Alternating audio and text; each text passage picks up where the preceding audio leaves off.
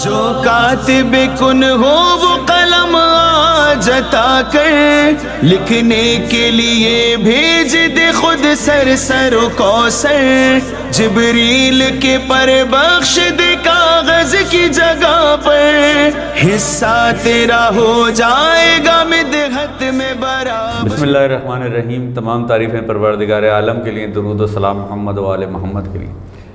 میں آپ کا میزبان سید ظہیر نقوی قائم ٹی وی کینیڈا کے کراچی اسٹوڈیو سے حاضر خدمت ہوں۔ آپ سب کی جانب میرا سلام۔ ناظرین، آج کی جو گفتگو ہے وہ اس کا موضوع ہے منازل امام سجاد علیہ السلام۔ یہ پروگرام ہمارا 4 نشستوں پہ مشتمل ہے۔ اس کی پہلی نشست آج انشاءاللہ ہم بواسطہ محمد و آل محمد ہم موجود ہیں، اور ہمارے ساتھ اس گفتگو میں شرکت کر رہے ہیں مولانا احسن رضا نقوی صاحب۔ السلام علیکم۔ وعلیکم السلام ورحمۃ اللہ۔ ناظرین، یہ گفتگو ہماری جو موضوع آج ہم نے رکھا ہے امام سجاد کے حوالے سے، تو ہم ویسے حالات کربلا کے حوالے سے ان کا ذکر زیادہ کر رہے ہوتے ہیں، اور مختلف مجالس میں بھی ذکر رہتا ہے، اور ہر مختلف پہلوؤں سے ذکر رہتا ہے۔ آج ہم پہلی نشست میں ہم ذکر کریں گے امام کی ابتدائی زندگی کا، ان کے حالات کا، اور ان کی پیدائش سے لے کے ظہور سے لے کے آگے ان کی حسب و نسب کے حوالے سے بھی گفتگو کریں گے، اور پھر یہ سلسلہ آگے چلتا ہوا اگلے پروگراموں میں سفر کربلا اور شام کی طرف چلا جائے گا۔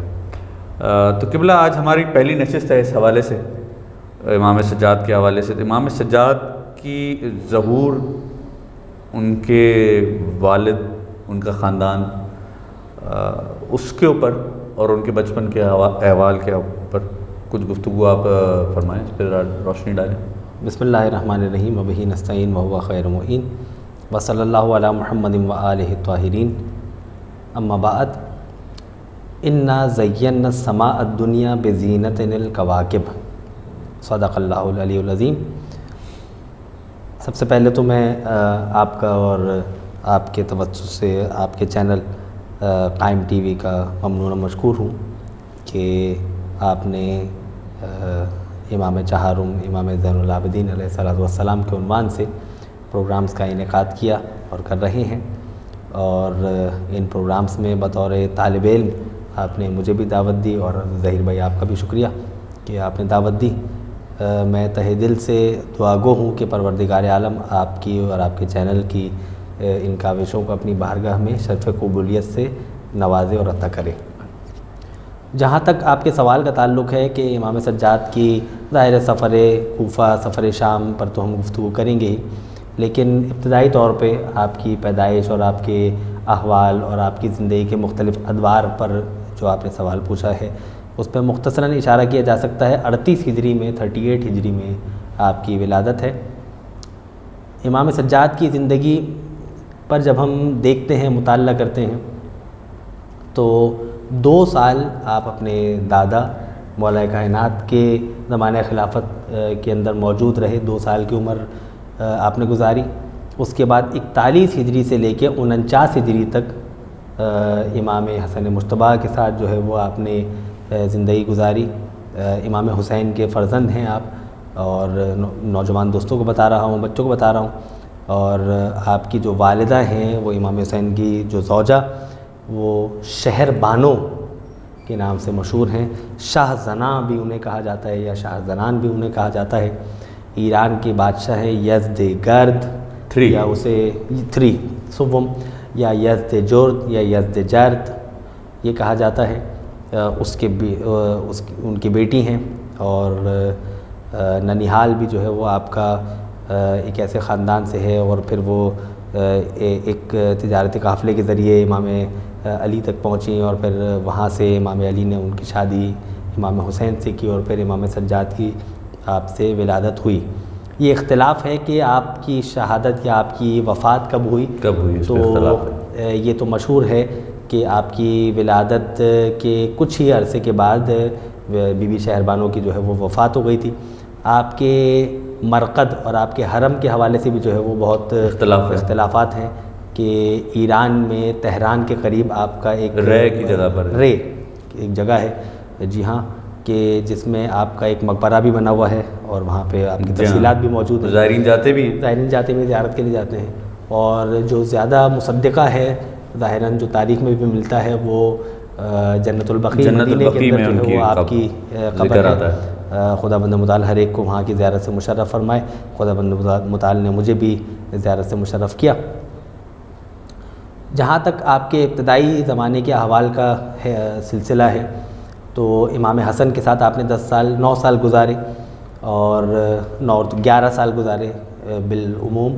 اور پھر امام حسن کی شہادت 49 ہجری میں ہوئی تو اس کے بعد سے پھر 60 ہجری 61 ہجری تک آپ اپنے والد امام حسین کے ساتھ تمام معاملات کو جو ہے وہ دیکھتے رہے. یزید کی خلافت پر تمکن کے احوال بھی جو ہے وہ آپ اپنے بابا کے ساتھ دیکھتے رہے. 3 اماموں کی صحبت جو ہے وہ آپ نے دیکھی. اور چوتھے تربیت بالکل. اور چوتھے جو ہے وہ امام محمد باقر جو کہ آپ کے سامنے جو ہے وہ موجود رہے. واقعہ کربلا میں سارے معاملات کو جو ہے وہ آپ نے دیکھا بھی.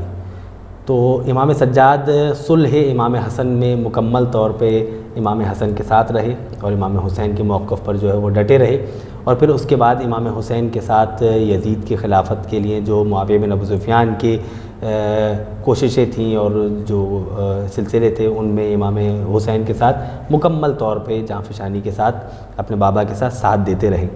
پھر اس کے بعد یزید کی خلافت کے بعد معاویہ بن ابو سفیان یعنی معاویہ سوم معاویہ ثانی اس کی خلافت کا زمانہ آیا. 6 مہینے 4 مہینے کچھ عرصے اس کی زمانہ خلافت کو دیکھا.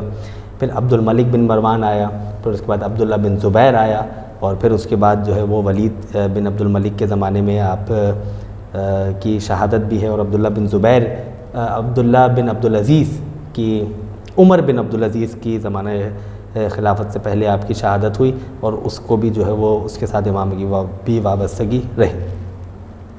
یہ مختصر حالات امام سجاد کی زندگی کے ابتدائی سے لے کر آخر تک کہ کن کن خلفاء کے زمانے میں امام نے جو ہے وہ زندگی گزاری.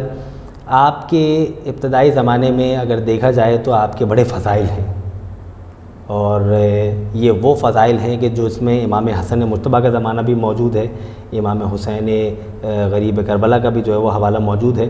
میں فضائل کے عنوان سے ایک جملہ پیش کر دیتا ہوں اور ظاہر ہے پھر آگے چل کے تو آج تو فضائل کا دورہ چلے گا. میں نے آپ کے سامنے ناظرین کے سامنے ابتدا میں ایک آیت پیش کی انا زینا السماء دنیا بزینت الکواکب. زینت امام کا نام ہے زین العابدین, اصل نام ہے علی بن حسین. آپ کا لقب ہے زین العابدین اور سجاد, ٹھیک ہے, آپ کا لقب ہے. ایک ہوتا ہے ساجد جو سجدہ کرنے والا ہو, ایک ہوتا ہے سجاد بہت زیادہ سجدہ کرنے والا ہو, ٹھیک ہے. ساجد اس کے بارے میں اہل علم اہل دل اہل عرفان کہتے ہیں کہ ساجد اسے کہتے ہیں کہ جو سجدہ کرنے کے لیے زمین کو تلاش کرے. ناظرین اس کو غور کریں کہ ساجد اسے کہتے ہیں کہ جو زمین پر سجدہ کرنے کے لیے زمین تلاش کرے. سجاد اسے کہتے ہیں کہ زمین خود اپنے مسجود جو سجدہ کرنے والا ہے اس کو تلاش کرے. کیا کہیں, سبحان اللہ. اور خود اگر ہم دیکھیں امام سجاد کے سجدے مشہور ہیں اور ایسے سجدے مشہور ہیں کہ نبی کریم معراج پر گئے تو معراج سے جو سب سے اہم ترین تحفہ لے کر آئے وہ تھی نماز. یعنی معراج سے نبی کریم نماز کو عرش سے فرش پہ لائے. یہ سید سجاد کے سجدے ہیں کہ جنہوں نے نماز کو فرش سے عرش پہ پہنچا دی. کیا کہیں. اور پھر ہم نے آسمان دنیا کو زینت بخشی ٹمٹماتے ہوئے ستاروں کے ذریعے, تو ستارے زینت. پھر قرآن نے کہا کہ المال والبنون زینت الحیات الدنیا, مال اور اولاد دنیا کی حیات کی زینت ہیں, تو مال بھی زینت اور اولاد بھی زینت, ٹھیک ہے. خذوا زینت, قرآن نے کہا کہ خذوا زینتکم عند کل مسجد, کہ جب مسجد میں جاؤ تو اپنی زینت کو اپنے ساتھ لے کے جاؤ, یعنی طہارت کو پاکیزگی کو اپنے ساتھ لے کے جاؤ, صاف ستھرا لباس بہترین لباس اپنے ساتھ پہن کے جاؤ. تو لباس بھی زینت, طہارت بھی زینت, ٹھیک ہے, ٹمٹماتے ہوئے ستارے بھی زینت. یہ ساری چیزیں جو ہے وہ زینت کی طرف اشارہ کرتے ہوئے چلی آ رہی ہیں. پھر اگر ہم دیکھیں تو تمام عبادتوں کی زینت ہے نماز.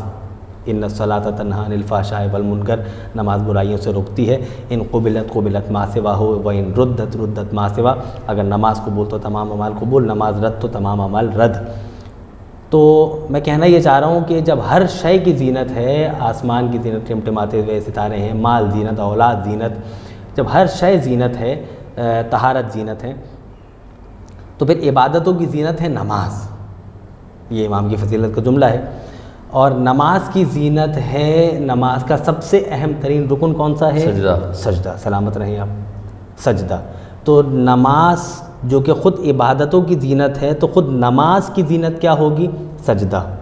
اور سجدوں کی زینت کیا ہے؟ سید الساجدین کا سجدہ، کیا کہ جس نے سجدوں کو معراج کی منزل پر فائز کر دیا، یہ امام سجاد ہے۔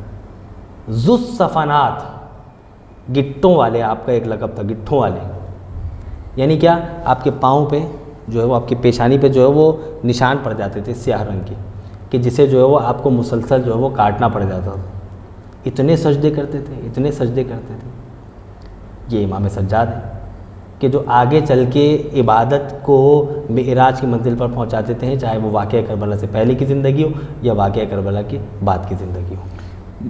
کیا حسب و نسب امام کا رہا ہے؟ مطلب اگر آپ ددیال سائد پہ دیکھیں تو سردار عرب ابو طالب، سبحان اللہ، اور دنیال کی اب طرف دیکھیں تو وہ ایک سلطنت، جی ہاں، وہ ایک بادشاہ تھا جس کے وہ ایک قیصر و کسرا، وہ سارے معاملات، ایک سلسلہ۔ تو مطلب امام کا جو حسب و نسب ہے اور جو ان کا مقام ہے آسان، مطلب آپ کمپیٹ کریں کسی سے تو وہ ایک الگ ہی ستارہ۔ جی ہاں، عربوں میں جو آپ کا سلسلہ نسب ہے وہ بھی معراج تک پہنچا ہوا ہے، اور عجم میں یعنی کہ نان عرب جو ہیں، یعنی جو ایرانی ہیں عجم، ان میں بھی جو نا آپ کا خاندان جو ہے وہ بلند پایا تھا، ٹھیک ہے۔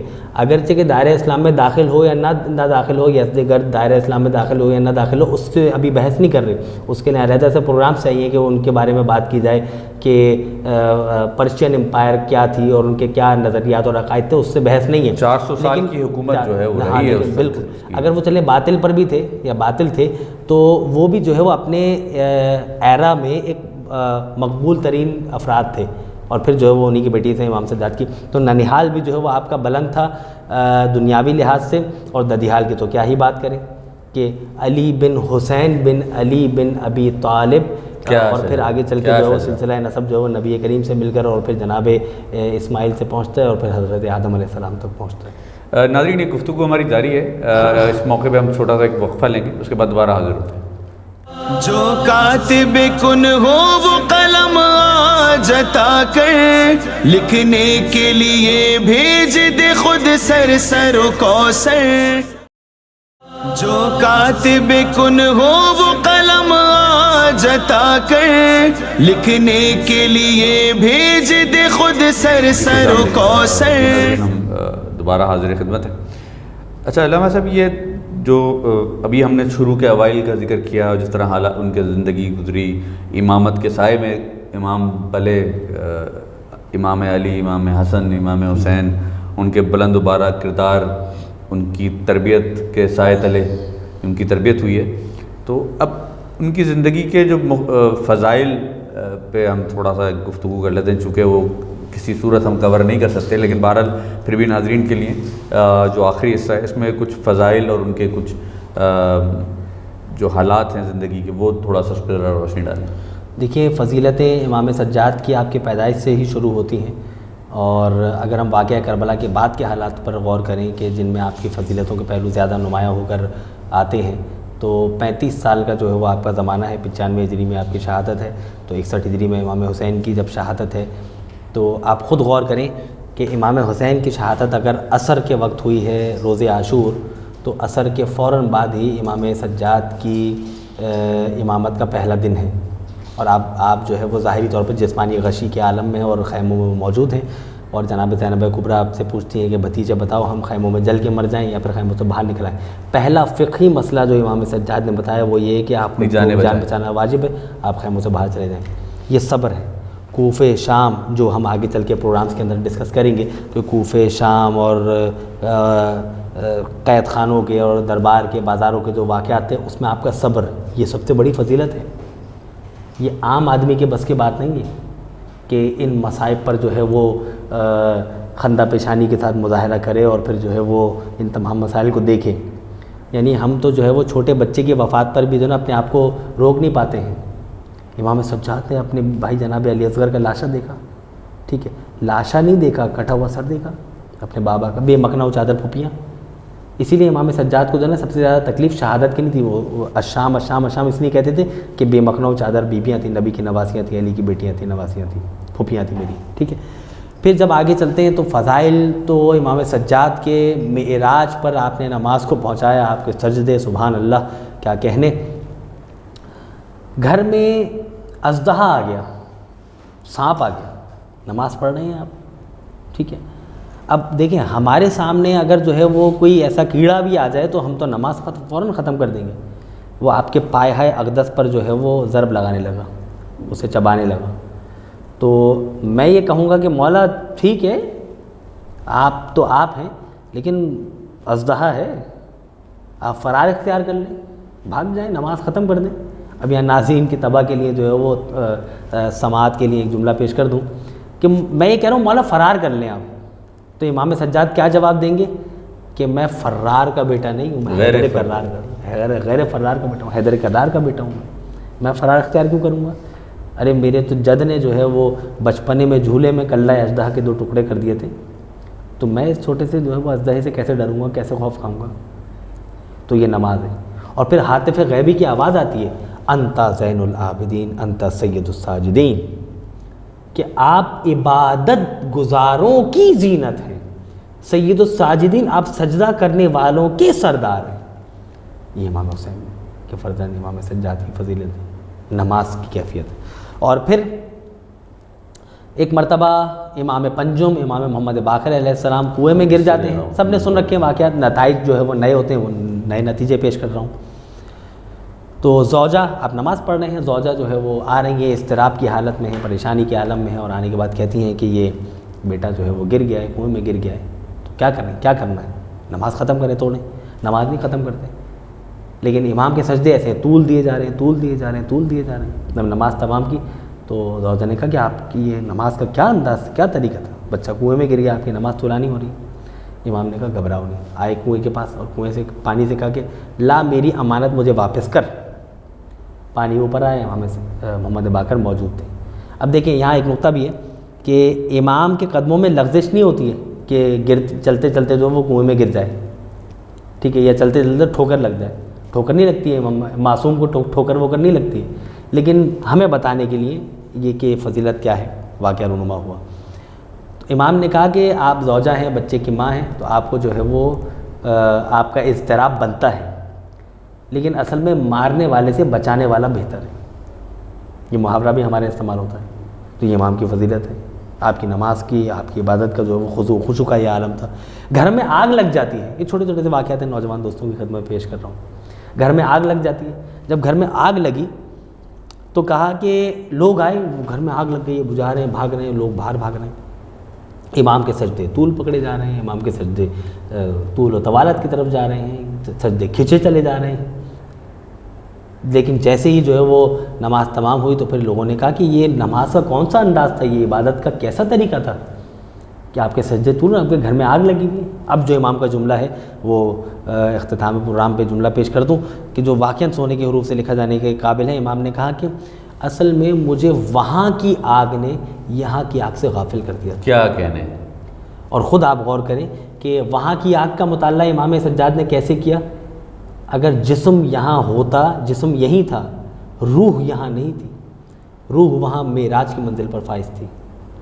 اور کیوں نہ ہو کہ جب آپ کے جد مولا کائنات کے پاؤں سے جو ہے وہ تیر نکال لیا جاتا ہے تو آپ کو پتہ نہیں چلتا ہے، تو پھر یہی تو آپ کے فرزند ہیں کہ آپ کی نماز میں آپ کا جسم یا روح وہاں ہے، وہاں سے کنیکٹڈ ہے۔ اسی لیے آپ نے دیکھا کہ وہاں کی آگ زیادہ ہے، یہاں کی آگ کم ہے، یہاں کی آگ سے غافل ہو گئے تھے۔ کیا کہنے، سبحان اللہ۔ سجاد ہے، سید الساجدین ہیں کہ جن سے ہمیں جو ہے وہ ہر موقع پر استفادہ کرنا چاہیے۔ آپ کی زندگی کے نرمی کے پہلو بھی بہت سارے ہیں، ٹھیک ہے، آگے چل کے ہم پیش کریں گے کہ امام سجاد کس طرح سے غصے پر جو ہے وہ کنٹرول کرواتے ہیں، ٹھیک ہے، امام سجاد کس طرح سے صحیفہ سجادیہ کی دعاؤں کے ذریعے سے جو ہے وہ لوگوں کے دلوں کو نرم کرتے ہیں، امام سجاد کس طرح سے دشمنوں کے ساتھ نرمی کا رویہ رکھتے ہیں، اپنے بھائی جناب علی اکبر کے قاتل کو کس طرح سے پناہ دیتے ہیں۔ یہ سیکھا ہے امام حسین سے امام سجاد نے، کہ جب پانی کی کمی تھی تو امام حسین نے سید سجاد کے سامنے وہ سارے سفر منازل ہے نا، ایک منزل پہ حر کے لشکر کو پانی پلایا تھا، تو پھر فرزند وہ ہے کہ جو اپنے بھائی علی اکبر کے قاتل کو بھی جو پناہ دے رہا ہے، اسے دھوکے سے قتل نہیں کر رہا. اور جملہ بھی یہی کہتا ہے کہ وہاں کربلا میں ہم تمہارے مہمان تھے، آج تم ہمارے مہمان ہو. وہ تمہاری میزبانی تھی یا ہماری میزبانی؟ اپنے قاتلوں کو شرف دینا اس خاندان کی روایت ہے. علی نے اپنے قاتل کو شربت پلایا تھا. جی ہاں، کیا کہنے ہیں. یہ امام سجاد ہے. ناظرین، یہ ہماری گفتگو امام سجاد علیہ السلام کے حوالے سے جاری رہے گی. اگلے ایپیسوڈز میں ہم مختلف پہلوؤں پہ، سفر کربلا کے حوالے سے اور بعد کی زندگی پہ روشنی ڈالیں گے، اس پہ گفتگو کریں گے. علامہ صاحب، اگلی نشست تک کے لیے ہمیں اجازت دیجیے. اپنے اور ارد گرد کے لوگوں کا خیال رکھیے گا. اللہ حافظ. جو کاتب کن ہو وہ قلم آج عطا کر، لکھنے کے لیے بھیج دے خود سر و کوثر. جبریل کے پر بخش دے کاغذ کی جگہ پر، حصہ تیرا ہو جائے گا مدحت میں بر